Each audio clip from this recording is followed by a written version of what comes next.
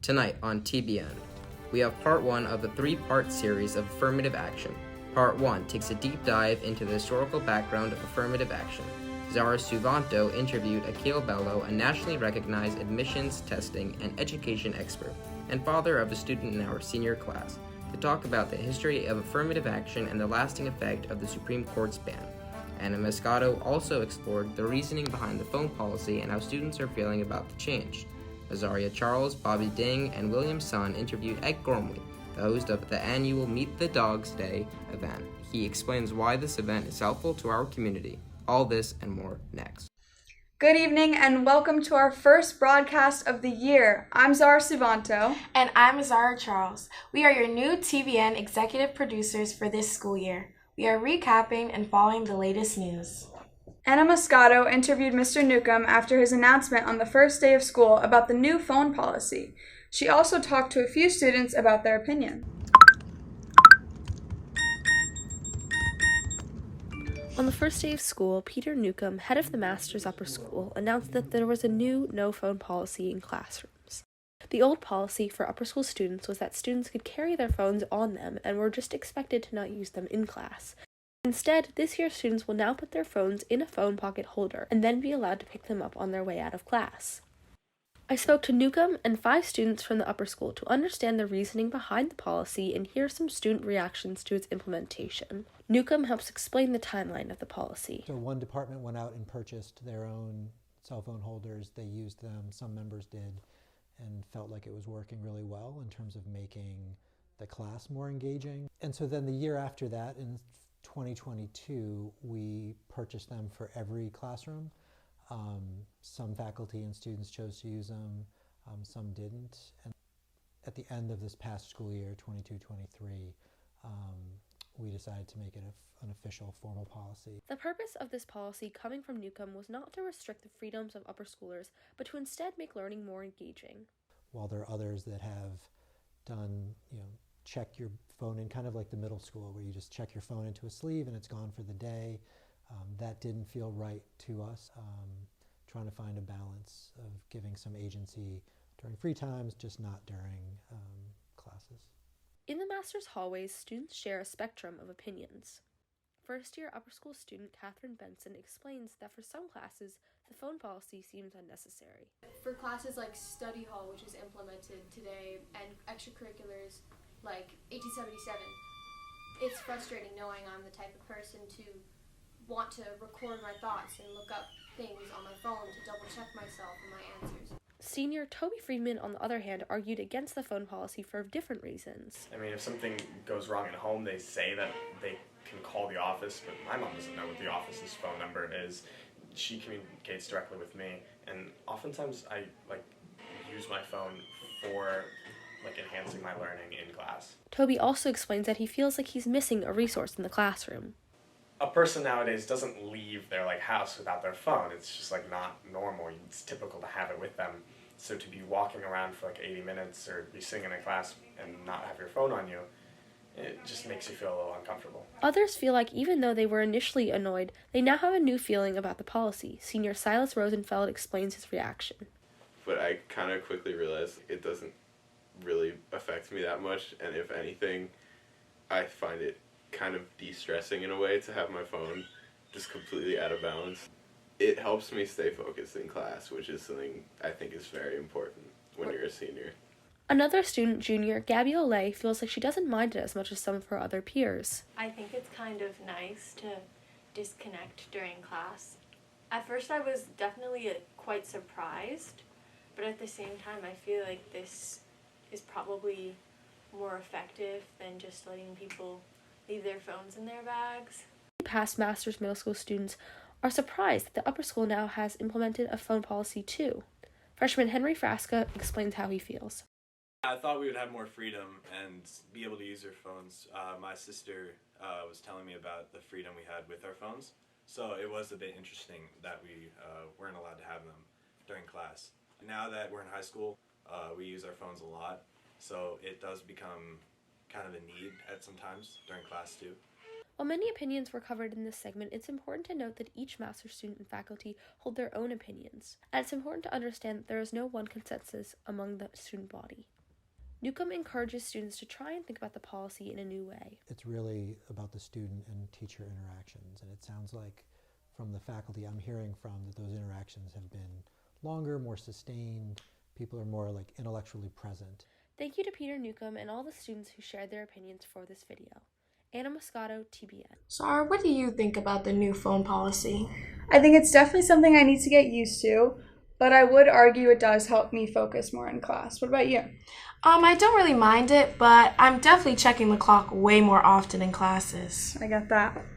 Akil Bello, a nationally recognized admissions testing and education expert for part 1 of our 3-part series about affirmative action. He gave us a little bit of history behind affirmative action, the impact of the Supreme Court's decision in June of this year, and a look into the future of what the college admissions process will be like without it. Affirmative action. Affirmative action. Affirmative action. The court has effectively ended affirmative action in college admissions. On June 29th of this year, the Supreme Court issued a new ruling that curbs affirmative action guidelines that have been in place for almost 6 decades. This is a significant change to the law that many believe will have far-reaching effects on college applicants, universities, as well as companies across the nation. We will be broadcasting a 3-part special series to provide information about the history of affirmative action, how the new ruling affects students applying to college, and how Masters is helping students navigate this new landscape.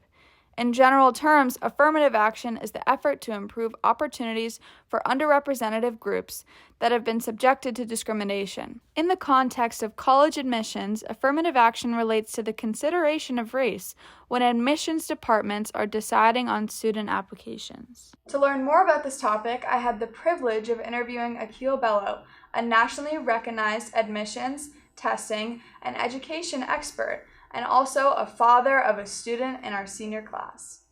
Affirmative action is a long-standing policy that was designed to address some of the historic inequities that have existed in American society. Colleges have existed forever, and many of them didn't allow Black Americans to enroll until well into the 1900s.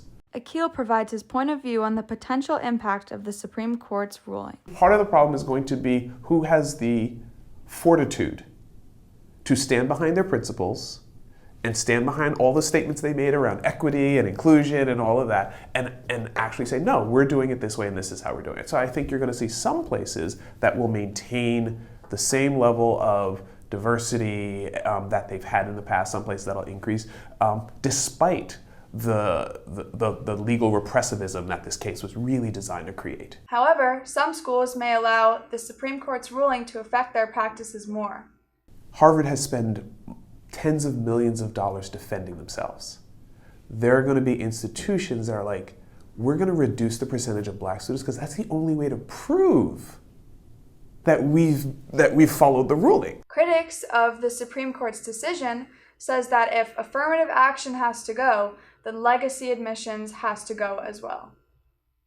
Now, many colleges are reconsidering their legacy policies after the Supreme Court's recent ruling gutted affirmative action based on race for admissions. Bello comments on the issue with legacy admissions. When we think about all of the different things beyond high school curriculum / high school GPA that colleges consider, legacy admissions is probably the worst. When we're saying you're looking at the genetic heritage of a student and whether they inherited wealth from their parent, it's a very strange throwback to the aristocracy to consider legacy. And here's why. Legacy admissions give a tremendous advantage to a certain group of applicants. New data from a Harvard research group shows the children of alumni are about 33% more likely to be admitted to an elite private college. Bello shares his thoughts on a key misperception that affirmative action has created. One of the things that bothers me in this conversation is the belief, whether it's explicitly stated or implicitly stated, that the vast majority of black students at these places are getting in simply because of affirmative action or because of race-conscious admissions, which I'm going to say is not true, has probably never been true. Yeah. Clearly, there has been a lot of debate on the impact of the Supreme Court's decision, but we couldn't miss the opportunity to ask Bello for some advice for students applying to college. You're going to get in. It's really only a question of where. So be comfortable with the uncertainty of, I'm not sure where I'll go, but I'll end up somewhere good. Right. And you do that, it'll be fine. We were very fortunate to hear from an expert like Akil Bello on this topic. Make sure to tune in for part 2 of the Affirmative Action series, where we talk about how this will affect students applying to college. We are so grateful for Bello's expert opinion on this topic, and make sure to come back for part 2 of this special series where we talk a little bit more about students' opinions, and we also have an interview with Mr. Douglas. All the Masters upper school athletic teams gathered earlier this month in the Fonseca Center gym for Media Day. We captured some special moments from this day. Let's take a look. On September 11th, student athletes gathered in the Fonseca Center to take team photos for Media Day. Media Day showcased the bonding that teams have already begun this season. Photos will be used for upper school's yearbook, tower, and master's communications.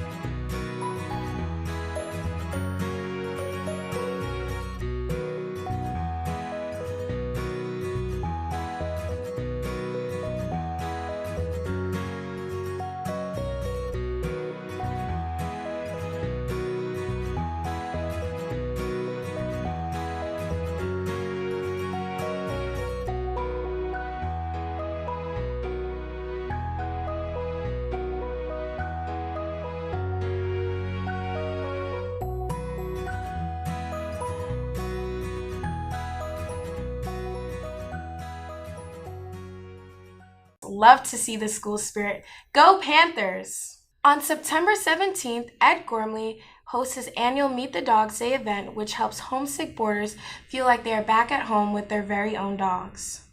Ed Gormley, head of student activities and transportation, organized a Meet the Campus Dogs Day on Sunday, September 17th. He asked all of the residential faculty to stop by with their dogs so that students could play around with the dogs. This annual event brings the community together. I am Mr. Gormley, and today we did Meet the Campus Dogs. And we got a few dogs that showed up. This is my dog, Callie. She's 2 years old, a rescue. And this is Charlie, 7 years old, also a rescue. And behind me is Gucci, Miss Sacco's dog. Hello, Gucci. 11, also a rescue. Yep. And those are the 3 stars of the show today. I think that dogs, besides the fact that they are just so loving, I think anytime you have a chance to pet a dog, you automatically feel a little bit of your stress melt away. And I think a lot of students, especially these first couple of weeks and months, are homesick, and some of that homesickness is probably because they miss their dogs. So if you get a chance to just spend some time with one of these pups, I think it really kind of alleviates some of that and makes you feel just a little happier. I've always wanted a dog. We didn't always have one when I was growing up, but as soon as I became an adult, let's say that was it, 21 or 22, Mrs. Gormley and I decided we were going to have dogs, and we've always had at least one dog, and most of the time 2 dogs, multiple dogs, because one dog's just not enough. A few years ago, we had our first Meet the Dogs event. I think it was a student. And I always encourage students to stop by my office and talk about things they want to do. And one student said, I want to meet the campus dogs. So we did Meet the Campus Dogs. I'm going to try and do it every year. I like to do it in the first couple of weeks of school. And then if people really love it, we'll do it again, in the fall. In the spring, I mean. Right, guys? These guys seem to love it. Mr. Gormley thanks all the students that participated, and a special thanks to our 3 stars of the show, Callie, Charlie, and Gucci, for being very good dogs. It was so amazing to see the community come together and have fun with the dogs on campus. Yeah, they were very cute. And that's all we have time for here on Tower Broadcast News tonight. Thank you so much for tuning in, and make sure to subscribe to our Tower Broadcast News channel on YouTube and follow at Masters Tower on Instagram and Twitter. I'm Zara Suvanto. And I'm Azaria Charles. From all of us here on the TBN staff, have a great night.